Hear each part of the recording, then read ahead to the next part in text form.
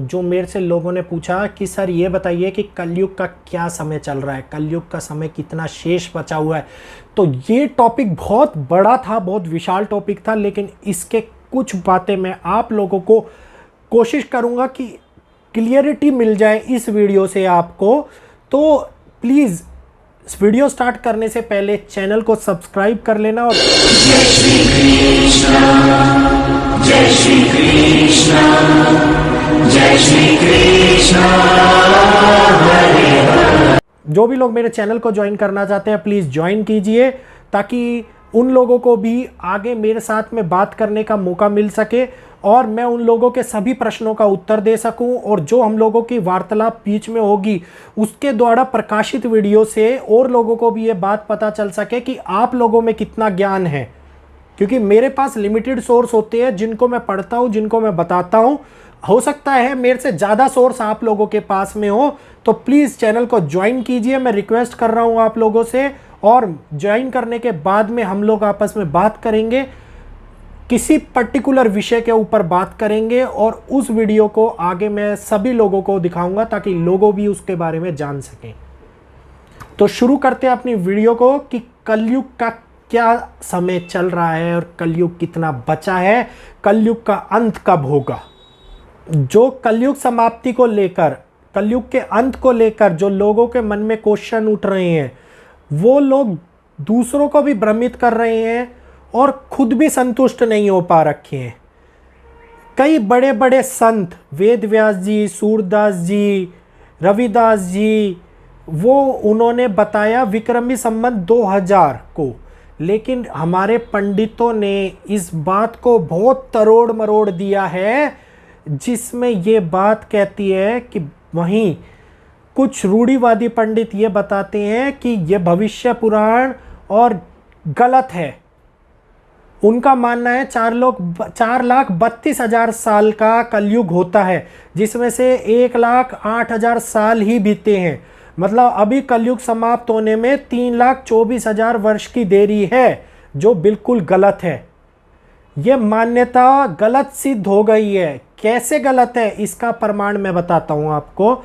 मनुस्मृति के अनुसार युगों की काल गणना है, जो उसके भाग 1 के 67वें अध्याय के 29वें श्लोक में यह लिखा गया है कि सृष्टि के पैदा और नाश होने में जो माने गए हैं वो सतयुग का समय 4000 वर्ष का माना गया है। उसमें 400 वर्ष की पूर्व संध्या और 400 वर्ष की उत्तर संध्या भी मानी गई है। इसका मतलब कलयुग का कुल समय हुआ 4800 वर्ष। त्रेता युद्ध का समय 3000 वर्ष का बताया गया है और इसकी पूर्व संध्या 300 वर्ष और उत्तर संध्या भी 300 वर्ष ही बताई गई है। इस प्रकार से त्रेता युद्ध का कुल समय हुआ 3600 वर्ष। द्वापर युग की बात करें तो जो 2000 वर्ष का समय बताया गया है, इसकी पूर्व संध्या 200 वर्ष की और उत्तर संध्या भी 200 वर्ष की है। इस प्रकार द्वापर युग का कुल समय हुआ 2400 वर्ष। अंतिम युग जो कलयुग है, इसका 1000 वर्ष बताया गया है और इसकी पूर्व संध्या 100 वर्ष और उत्तर संध्या का वर्ष भी 100 वर्ष ही बताया गया है। इस प्रकार कलयुग का कुल समय हुआ 1200 वर्ष मात्र। अब यहाँ समझने की सबसे बड़ी बात, सबसे अहम बात यह है कि कलयुग का समय 1200 वर्ष बताया गया है, तो क्यों लोगों ने कलयुग का समय 4,32,000 साल बताया। इस बात के ऊपर जब शोधन हुआ तो उनका उत्तर मिला श्रीमद् भागवत पुराण के खंड 12 के 34वें श्लोक में। इसका अर्थ है कि उन्होंने बताया 4000 दिव्य वर्षों के अंत में कलयुग बीता, फिर सतयुग आएगा जो मनुष्य के मन और आत्मा में प्रकाश करेगा। इस पर्टिकुलर श्लोक में यह शब्द आया है। इस शब्द का अर्थ जो लोगों ने शोध करके निकाला है कि मनुष्य के 1 वर्ष के बराबर देवताओं का 1 दिन होता है।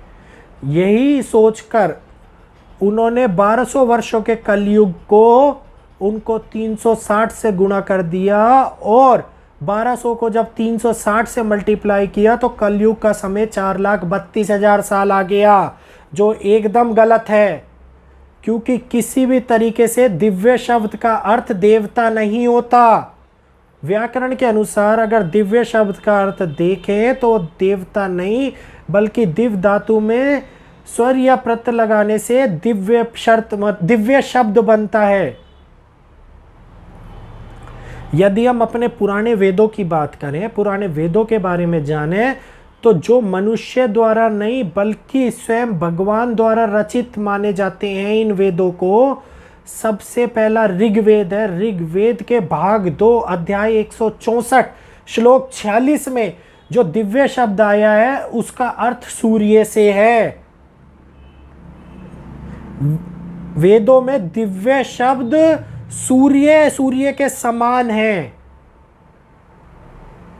देवत कांड के अध्याय 7 के 18वें श्लोक में दिव्य शब्द को यह बताया गया है, दिव्य दृजो, अर्थात जो सूर्य के समान प्रकट होता है, दिन के समान प्रकट होता है, उसे दिव्य और दृजो कहते हैं। यहां भी दिव्य शब्द का अर्थ सूर्य हुआ, देवता नहीं हुआ। तो जो लोगों ने इस दिव्य को देवता बनाकर कलयुग को गुणा करके 4,32,000 साल का बताया गया है, वो गलत है। भागवत पुराण के अंदर जो बात लिखी गई है वो बिल्कुल सही है, लेकिन जो लोगों ने उसको समझा है वो गलत है। धर्मशास्त्रों में त्रुटियां होना तय है, क्योंकि हर लोग अपने ज्ञान के अनुसार शोधन करते हैं। मैंने भी जब इस बारे में पढ़ा तो मुझे भी बहुत टाइम लगा इसके बारे में समझने में। इस बात के ऊपर बहुत लोग बहस करते हैं, मैं भी इसके ऊपर बहस करने के लिए तैयार हूं। मैंने एक एक खंड, एक एक श्लोक आपको जो बताया है, आप जब सर्च करेंगे, खोलेंगे, पढ़ेंगे इस किताब को, उस पुराण को, आपको पता लग जाएगा कि ये तथ्य गलत नहीं है जो मैंने आपको बताए हैं। ये सारे तथ्य सही हैं। ये कलयुग का अंत है।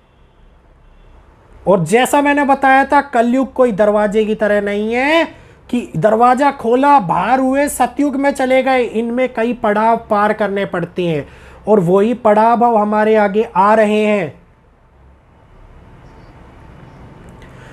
हम लोग भी सत्य की ओर जब बढ़ेंगे धीरे धीरे, तो बहुत सारे लोग होंगे जो सतयुग में जाएंगे। ये बहुत ही उचित समय है भगवान को याद करने का, भगवान के पथ पे चलने का। जब कृष्ण जी की मृत्यु के बाद में कलयुग, द्वापर युग का अंत हो गया था, कलयुग की स्टार्टिंग हो गई थी, तब भी आपने देखा कि एक राजा के द्वारा कलयुग का आरंभ हुआ था, मतलब उसमें भी पड़ाव आए थे। इसी तरीके से अंत के बाद में दोबारा से सतयुग की स्टार्टिंग होने में भी पड़ाव आएंगे, और यही पड़ाव है जो एक युग को दूसरे युग की ओर ले जाते हैं और युग परिवर्तन का कारण बनाते हैं। यही पड़ाव है जो मनुष्य को यह बताते हैं कि अब आपका सत्य की ओर बढ़ने का समय आ गया है, अब आपका परमात्मा में अपने आप को लीन करने का समय आ गया है, परमात्मा को याद करने का समय आ गया है, वो नास्तिक लोगों को आस्था की ओर ले जाने का समय आ गया है। अतः कलयुग का समय जब हमारी विक्रमी संवत 2000 शुरू हुई थी तभी खत्म हो गया था। ये इस टाइम कलयुग की उत्तर संध्या चल रही है जो 100 वर्ष की बताई गई है। इनमें से 77 साल बीत चुके हैं।